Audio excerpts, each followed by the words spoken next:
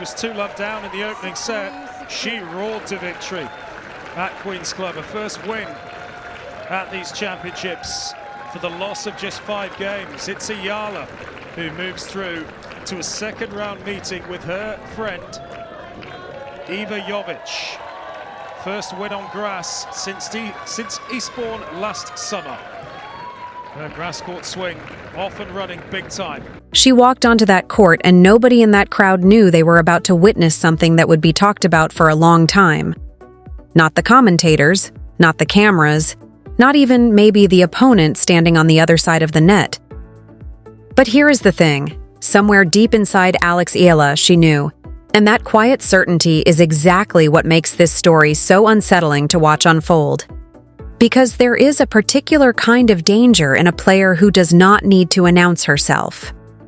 Who does not need the crowd, does not need the noise, does not need the moment to feel big to rise to it. She just walks out, bounces the ball twice, and starts dismantling you. And that is precisely what happened on Court 1 in London.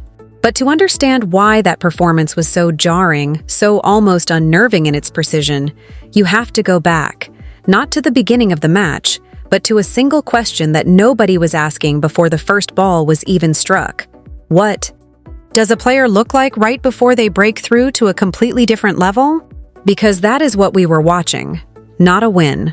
A transformation happening in real time, point by point, game by game, and the scariest part is that Zhang Shuai, a professional who has been on the WTA Tour for over a decade, a player who has beaten top 10 opponents and competed on every surface at every level.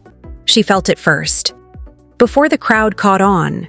Before the cameras started lingering a little longer on Eala's face.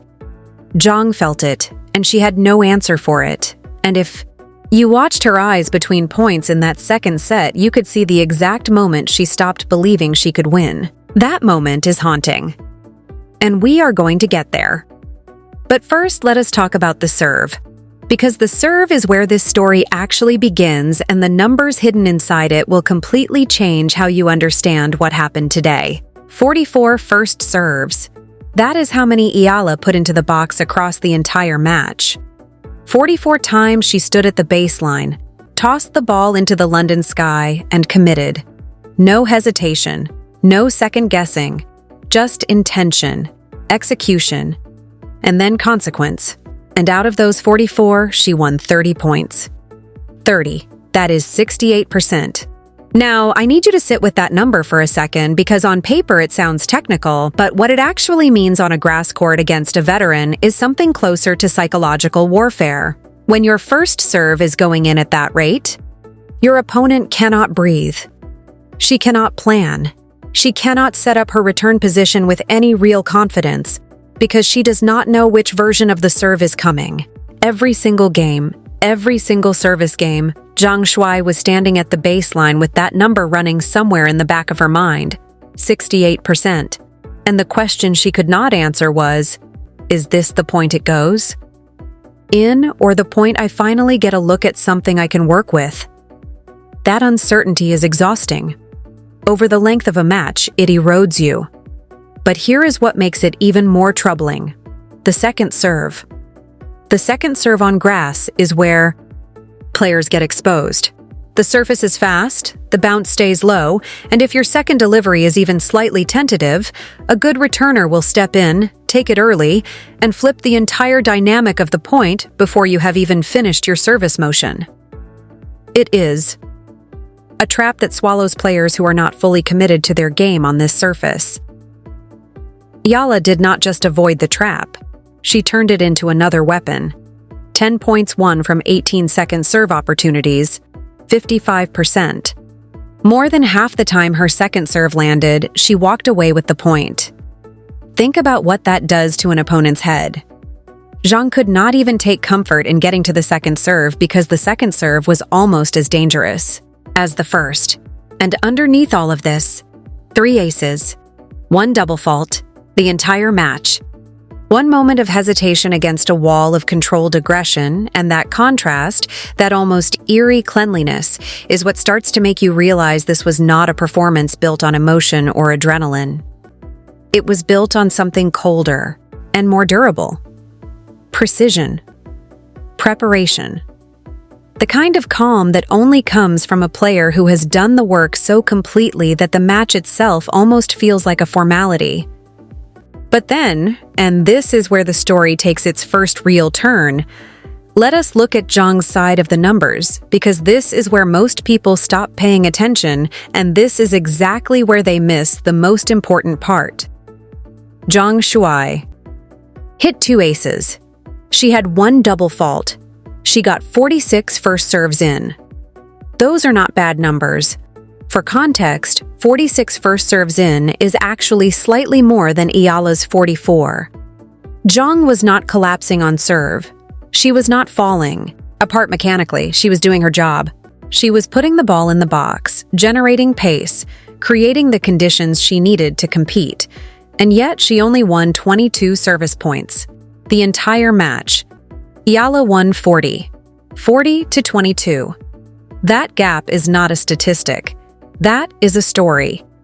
That is the story of one player making every service game feel comfortable and dangerous, and another player winning the technical battle of getting serves in but losing the war of what happened immediately after. Because Zhang could get the serve in, but she could not get the point.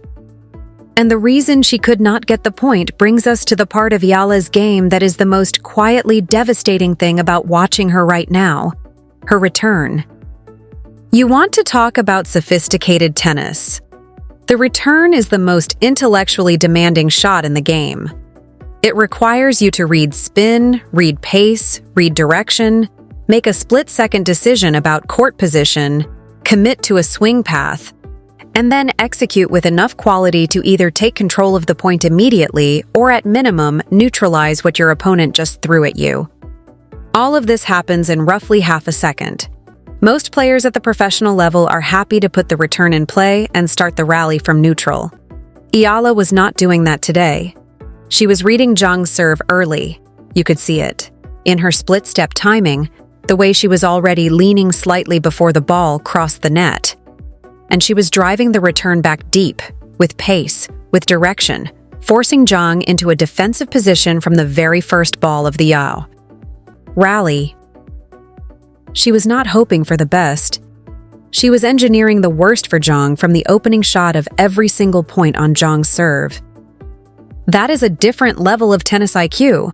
That is a player who is not just reacting to the match, but actively designing it, controlling the architecture of every point before it even develops into a rally. And when you combine that return game with what Eala was doing on her own serve, you start to understand why the final score of 6-3, 6-2 was not a surprise. It was almost inevitable. But the number that actually tells you everything, the number that should make every player in this draw nervous, is the break points. 12. Eala had 12 breakpoint opportunities today. Now watch this carefully because this is the part that separates a good performance from a legendary one. She converted 5 from 12, 42%. On grass, at the WTA 500 level, against a player who has survived pressure for over a decade of professional tennis, 42% breakpoint conversion is elite. It is the kind of number that shows up in the stats of players who win tournaments, who go deep in slams, who come through in the moments that matter most. But here is the contrast that will stay with you. Zhang had 7 breakpoint chances, 7 opportunities to change the match, to breathe life into a scoreline that was slowly tightening around her. She converted 2 from 7, 28%. And now, here is the part that nobody is talking about enough. Those 2 breaks did not save her. Not even close. Because every single time Zhang broke through, every single time she had a moment of momentum, a flash of belief, a reason to think the match was still alive, Eala came back, immediately, relentlessly, without panic, without a change in demeanor, without any visible sign that she had registered the break as something to fear. She just kept playing her game, kept applying the same quality of pressure, kept trusting the same patterns that had been working all match, and she broke back. Both times. That is not technique. You cannot teach that.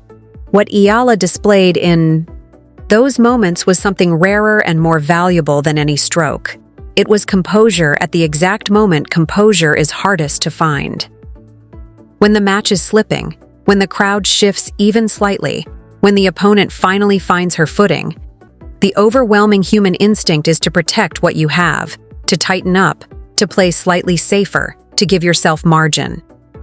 Eala did the opposite.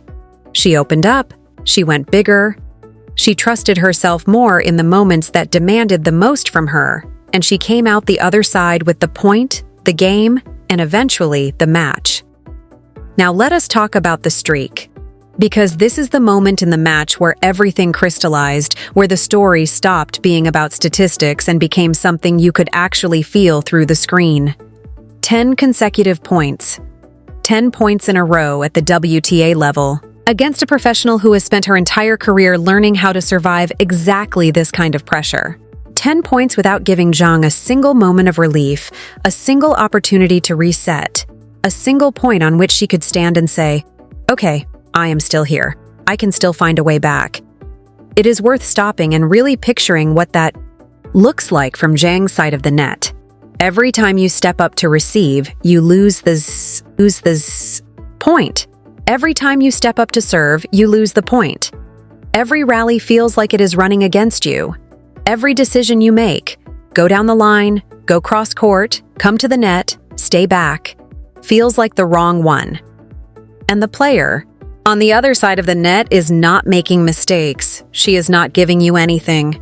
She is just there, completely composed, completely in control, completely unbothered by the enormity of what is happening.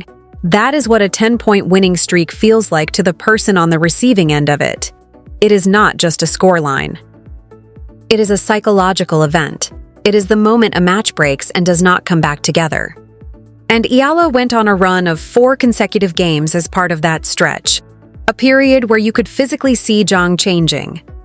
Her movement slowed by a fraction, not from fatigue, but from something heavier. Her shot selection drifted toward safety, toward margin, toward the kind of defensive tennis that feels like survival rather than competition. And on grass, when you start playing for survival, when you start blocking the ball back instead of driving it, when you start hoping your opponent makes an error instead of creating your own opportunities. On grass, that is the end. Because grass punishes passivity instantly and completely. The fast surface means a short or neutral ball becomes a gift. A gift that Eala, playing with the kind of confidence and timing she had today, was never going to leave on the table. She took every single one of those gifts and she did exactly what a champion does with them. But here is the thing that keeps nagging at me. The thing I cannot stop coming back to as I go through this match in my head. Zhang Shuai is not a pushover. She is 33 years old. She has been a professional since before Eala was close to turning pro. She has beaten top 10 players. She has competed in Grand Slam quarterfinals. She has a decade of survival instincts and tactical experience that most players never develop. She got to 7 breakpoint chances, which means she was reading the match. She was creating pressure. She was trying to engineer a way back in. Her first serve percentage was not falling apart. She was doing real damage in places. And it still ended 6-3, 6-2. That is the part that should shake you. Not the score itself, but what the score represents. The distance between a veteran who competed hard and a player who made her look like she was in trouble from almost the very first game. That distance is Alex Eala right now. That gap between trying hard and making it look easy is what we are watching open up in real time, and the London draw has not seen anything yet. Because now we have to talk about what is coming next, and this is where the real tension starts to build. She has moved through the round of 32. The draw gets harder from here. The opponents are ranked higher, serve bigger, move better, think faster under pressure. The crowd will be larger, the moments bigger, the margins thinner. And the question that has been sitting quietly underneath this entire breakdown finally rises to the surface. What happens when Eala faces